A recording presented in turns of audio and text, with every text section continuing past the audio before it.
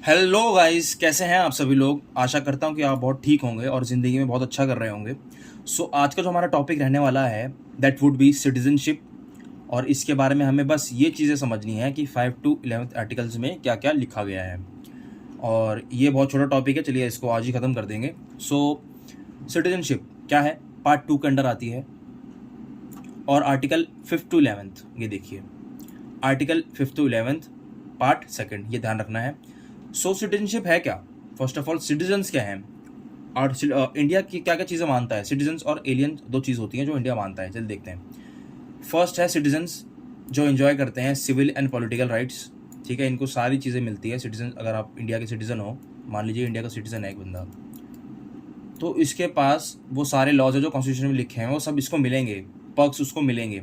बाकी जो alien, alien किसको बोलते हैं, जो बाहर की कंट्रीज़ के, जो हमारे इंडिया में रिजाइड हो रहे हैं, जो बाहर कंट्रीज़ के हैं और वो इंडिया में रिजाइड कर रहे हैं किसी भी चीज़ की वजह से, काम की वजह से, घूमना है उसकी वजह से, तो उसको हम बोलते हैं एलियन कंट्रीज़। इसमें फ्रेंडली एलियन कंट्रीज़ होते हैं और एनिमी एलियन कंट्रीज़ होती हैं।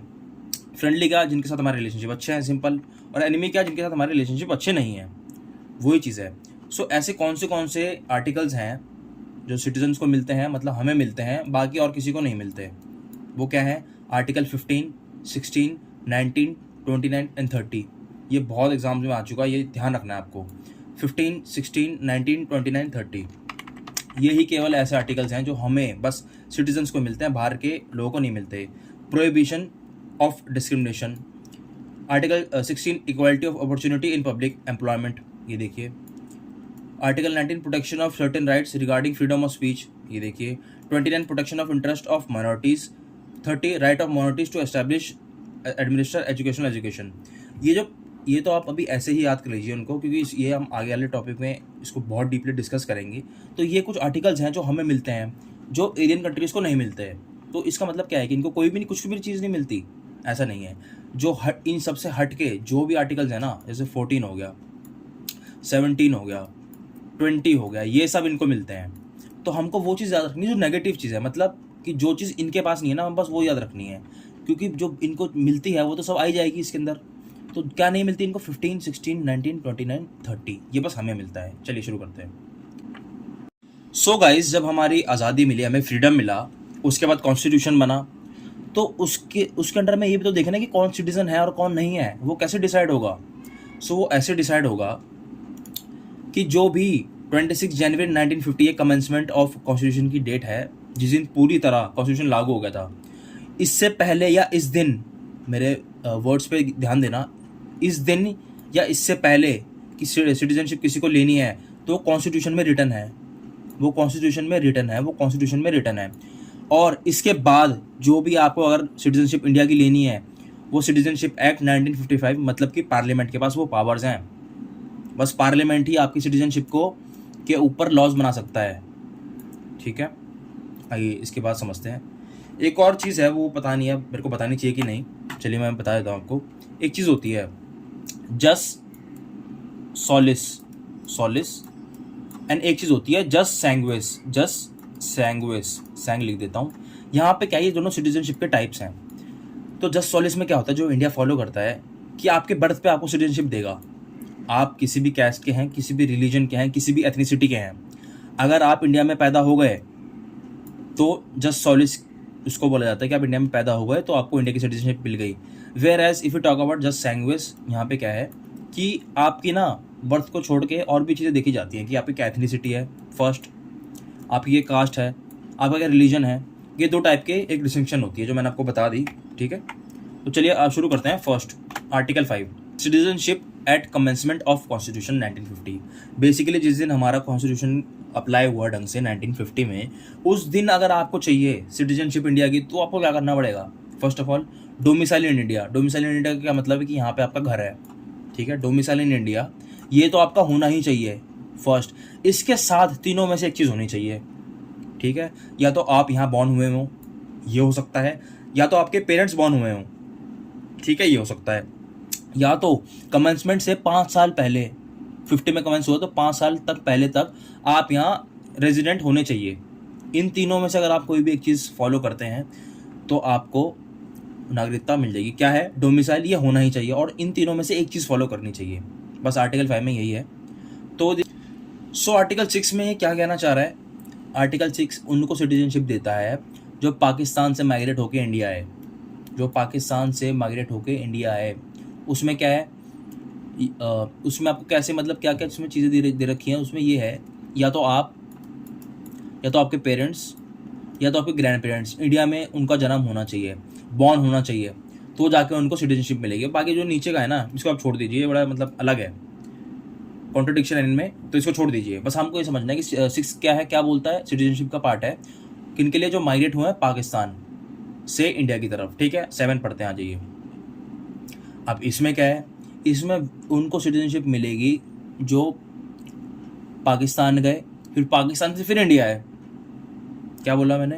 पहले उन्होंने माइग्रेट करा पाकिस्तान की तरफ, ये देखिए, पहले इंडिया थे, फिर पाकिस्तान आए, फिर वो फिर से अब आना चाह रहे हैं इंडिया में ही। उनके लिए ये आर्टिकल 7 है। इसमें क्या है कि उनको क्या करना पड़ेगा, एप्लीकेशन देनी पड़ेगी। मान लीजिए एप्लीकेशन फॉर्म है, या आपने एप्लीकेशन दी, बट उसके 6 महीने पहले ना आपको वहाँ पे इंडिया का रेजिडेंट बनना पड़ेगा। उसके बाद आप देंगे तो ही आपका ये अलाउ होगा आर्टिकल 7 के अंडर सिटीजनशिप। क्या बोला मैंने? ये आपने फॉर्म दिया, उसके 6 महीने पहले तक आप इंडिया के रेजिडेंट, मतलब इंडिया में रहना चाहिए आप, तो ही आपका सिटीजनशिप फाइनल होगी। आइए, अब इसमें क्या है, ये वो है जो इंडियन ओरिजिन के हैं बट बाहर रह रहे हैं। इसमें क्या है, अ पर्सन हु और एनी ऑफ दोस पेरेंट्स और grandparents were born in undivided India.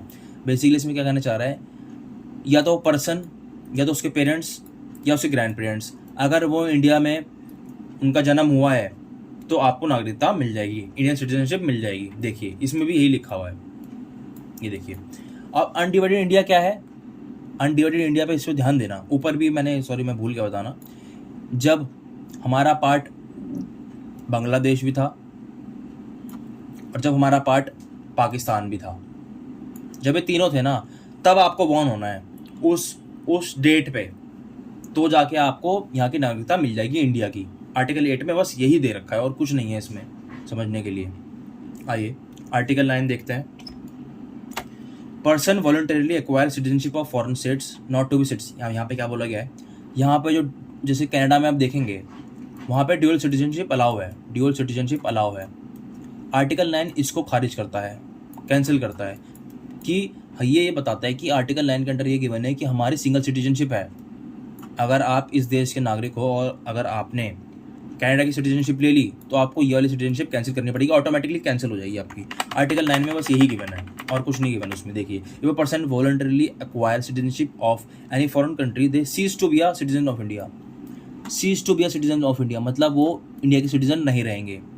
अब ये देखिए, this article bars dual citizenship and maintains the principle of single citizenship. अब इसमें यही गिवन है कि ये आर्टिकल 9 किसको प्रेफर करता है, सिंगल सिटीजनशिप को, यही इसमें बता रखा है। आइए आर्टिकल 10 देखते हैं। अब ये कंटिन्यूएशन ऑफ सिटीजनशिप, अगर आप इंडिया के नागरिक हैं ना और आप समझते हैं कि आपकी सिटीजनशिप जो है वो हमेशा के लिए है, नहीं, ऐसा नहीं है। ये पावर पार्लियामेंट के पास है। Every person who is deemed to be citizen of India under the constitution shall be continue to be such citizen only, अगर पार्लियामेंट चाहे तो ही, अगर पार्लियामेंट चाहेगी आपकी सिटीजनशिप आप हमें लेनी है तो वो ले लेगी। इसमें यही बताया है, parliament to regulate the right of citizenship by law. अब देखिए, जो पार्लियामेंट के राइट्स है ना, वो सिटीजन लॉ के थ्रू वो रेगुलेट करेगी सिटीजनशिप के लॉज को। आर्टिकल 10 में क्या है, कंटिन्यूएंस ऑफ सिटीजनशिप, पार्लियामेंट के पास पावर है। और इसके पास क्या है नीचे कि लॉफुली चीज़ें वो कर सकता है। Grant the Indian parliament the power to make law about citizenship include acquisition, termination and other related matters.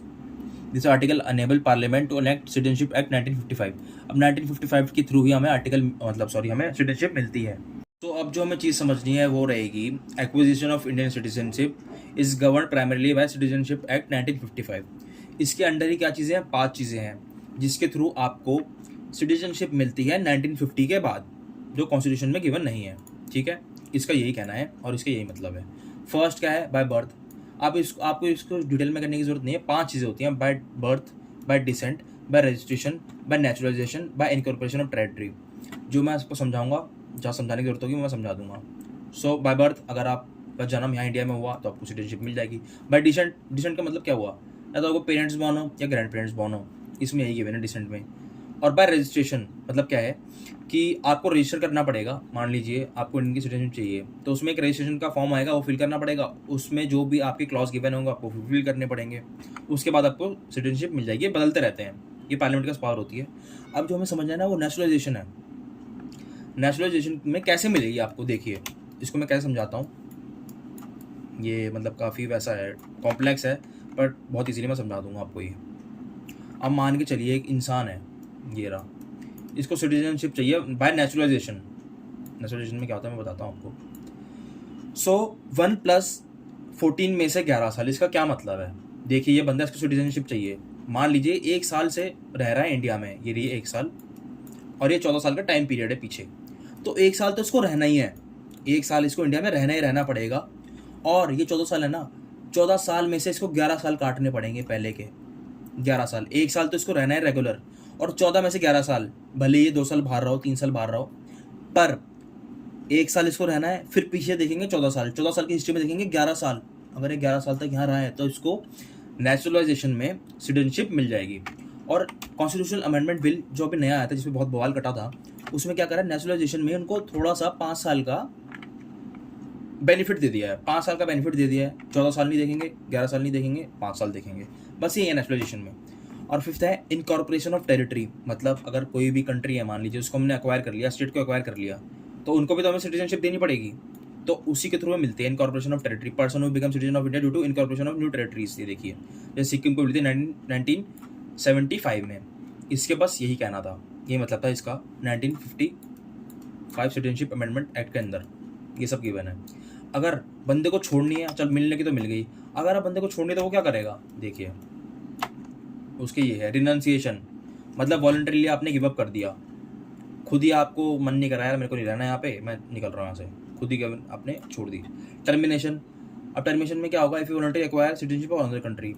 मतलब मान लीजिए एक बंदा है, ठीक है, इसने एक्वायर कर ली कनाडा की सिटीजनशिप, तो आपकी ऑटोमेटिकली ये कट हो जाएगी। और डिप्रीविएशन, अगर डिप्रीविएशन का मतलब क्या होता है, अगर सरकार चाहे तो आपकी सिटीजनशिप आपसे छीन सकती है। ये 3 तरीके होते हैं, इसके अलावा कोई तरीका नहीं है। रिनंसिएशन, टर्मिनेशन, डिप्रीविएशन, बस ये ही है और कुछ नहीं है इसमें, ठीक है। अब जो हमें समझना है वो क्या है, सिटीजनशिप अमेंडमेंट बिल। ये देखिए, ये 2019 में आया था, जिसके ऊपर बहुत ही ज़्यादा देखा होगा आपने, तो प्रोटेस्ट हुए थे। बाकी प्रोटेस्ट में कई इलीगल एलिमेंट्स भी आ गए थे, बहुत बवाल कटा था। चलिए इसको समझते हैं, इसका क्रक्स में निकाल के लाएंगे, ये बहुत बड़ा चीज़ है, इसको हमें जो एग्जाम में समझनी है वो ये है। देखिए इसमें क्या है, स्पेसिफिक रिलीजियस माइनॉरिटीज़ में हमने फोकस करा है। जैसे ये मान लीजिए पाकिस्तान है, बांग्लादेश है, ये रहा पाकिस्तान, ये रहा बांग्लादेश, और ये मान लीजिए ये अफ़गानिस्तान।